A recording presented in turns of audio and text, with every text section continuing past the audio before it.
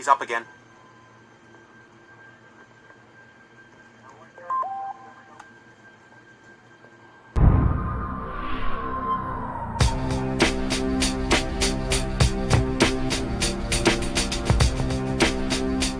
The more you get closer to that pattern, the more you seem to have access to everything around the Earth. For example, that 7 hertz pattern not only has the same frequency as generated from the intrinsic aspect of your brain. Your brain has a natural frequency. Guess what it is? 7 hertz.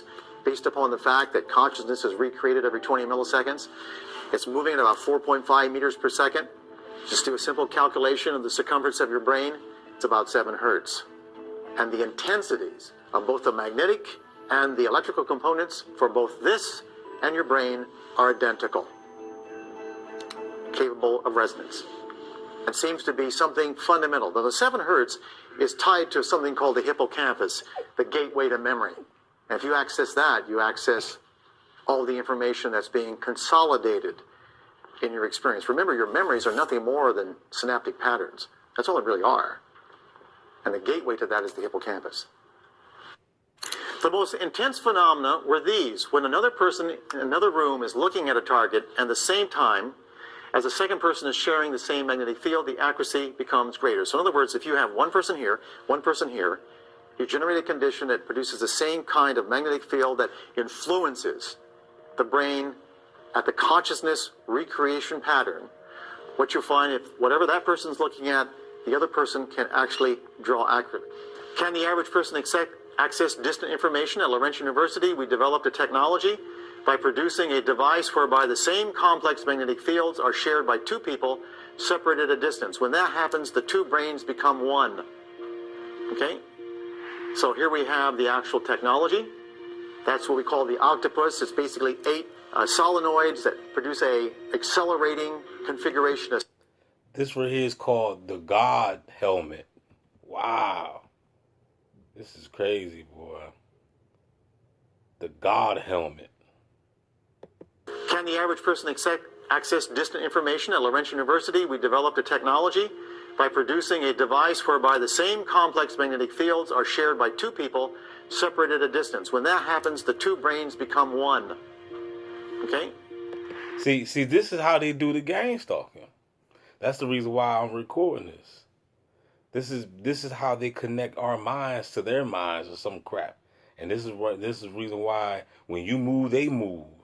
And you know what I'm saying? It's like we're connected. You connected to these damn bots through the 5G, 10G towers.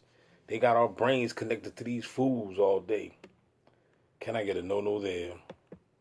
The distance. When that happens, whereby the same complex magnetic fields are shared by 2 people separated at a distance. When that happens, the 2 brains become one. Okay? So here we have the actual technology. That's what we call the octopus. It's basically 8 solenoids that produce a accelerating configuration, a second derivative magnetic field. There's what it looks like. There's a person in one room. All right, with the octopus, there's a person in the other. Remember, the whole point is to have a technology which allows access to every bit of information that every brain on this planet has. And this is a picture really abstract looking. Take a good look at those garbage cans and a number of other things, and look what Ingo Swann drew. People, dull target, wilderness like a window. Even something as abstract as that, details come through. Now, I want you to think about something, and that's the following. Just remember Alexander Graham Bell, the first time he generated a signal across the room. It was scratchy. He could barely hear it.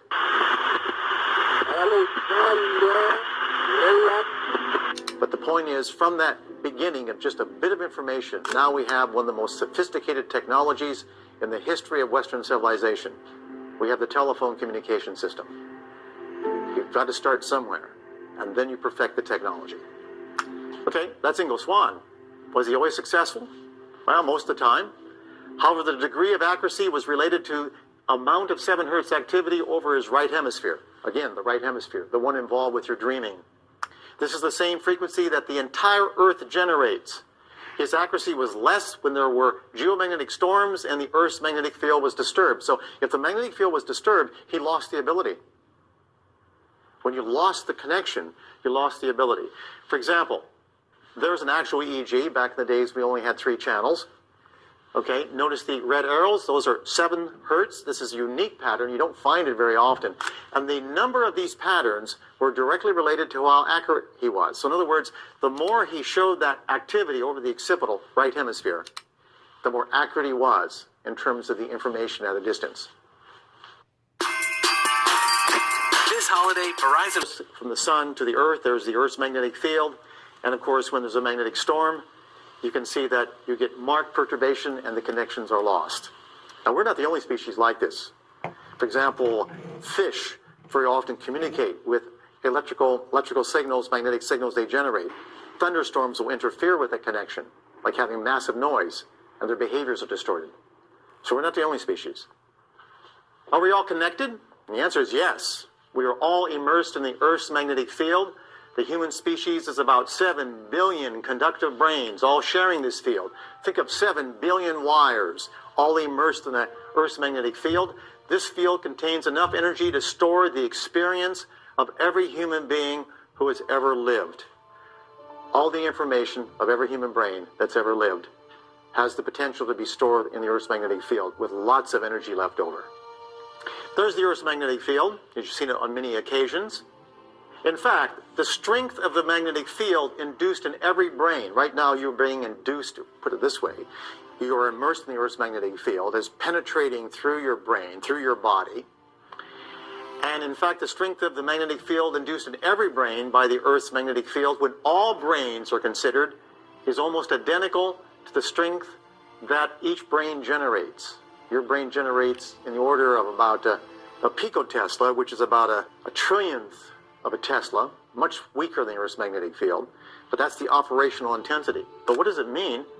It means simply this: such convergence produces the conditions that allow global resonance and the possibility of a human hologram. That is, 7 billion brains, basically immersed in the Earth's magnetic field, all with similar intensities, the whole equal the sum, and the sum equal the individual equal the whole. That sets up the conditions for a hologram. Calculations suggest that the time required for an event in one human brain to diffuse into all other human brains on this planet would be about 10 minutes. And it would recur primarily during dreams or during altered states, when the right hemisphere is dominant. This is an example of a geomagnetic pattern. You can see the perturbations. This is a very active kind of night, a geomagnetically active kind of period. You're looking at various components here. On the other hand, on quiet nights, which is the next one, you can see the difference. In other words, when it's quiet, when it's geomagnetically quiet, the connections between all 7 billion brains have greater possibility. When there's more perturbation, it's like having more noise in the system. Very weak effects, but very strong and emotionally significant impact. Is there evidence of information transfer? We are now measuring photon emission from the human brain. That's how we think it's working. And you can see, if we took you, for example, and we ask you to sit down inside of a quiet room, and on the left hemisphere, the left side of the brain, right hemisphere, right side of the brain, notice that when a person is simply relaxing and just thinking about casual thoughts, on the other hand, if on the focus, you say, okay, now I want you to think of white light. Just think of white light. Right? That's all you have to do. Notice the left hemisphere doesn't do anything. The right hemisphere, if you're relaxing, doesn't differ. The vertical axis is the amount of energy, and I can tell you what it is. It's about 10 to the minus 11 watts per meter squared. You can't see it. You need a machine, a photomultiplier to see it. But notice on the right hemisphere, when you ask a person to just think of white light, notice that under focus on the right hemisphere, there's almost a doubling of output.